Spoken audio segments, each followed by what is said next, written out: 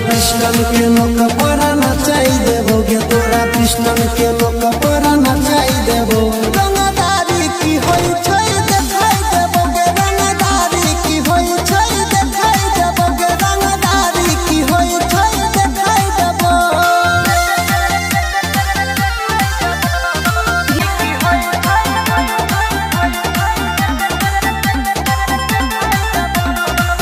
पूरा जिला मिठियाई मशहूर गे चर्चा हमरे छै गे सोना बड़ी दूर गे।